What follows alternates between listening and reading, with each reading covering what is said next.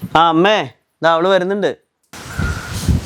മോളെ കേറി ഇരിക്കാനൊന്നും സമയമില്ല, എനിക്ക് അടുത്ത ബസ്സിന് തന്നെ പോണം. അല്ല, അമ്മേനെ ഹോസ്പിറ്റലിൽ മാറ്റി കാണിക്കാൻ പറഞ്ഞിട്ടുണ്ട്. അപ്പൊ നീ ഒന്ന് പോണം നാളെ.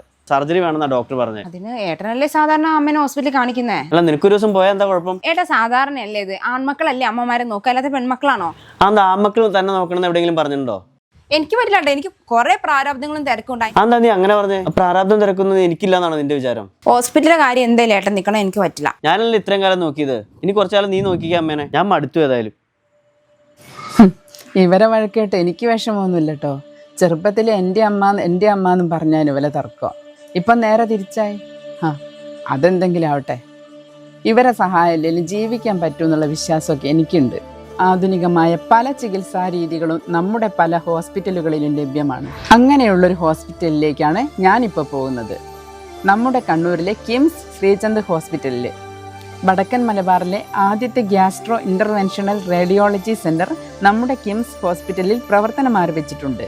ലിവർ ട്യൂമറുകൾക്കും വയറുമായി ബന്ധപ്പെട്ട സങ്കീർണ രോഗങ്ങൾക്കും ശസ്ത്രക്രിയകളില്ലാതെ വേദന കുറഞ്ഞതും മുറിവുകളില്ലാത്തതുമായ ചികിത്സാ സംവിധാനമാണ് ഗ്യാസ്ട്രോ ഇൻ്റർവെൻഷണൽ റേഡിയോളജി.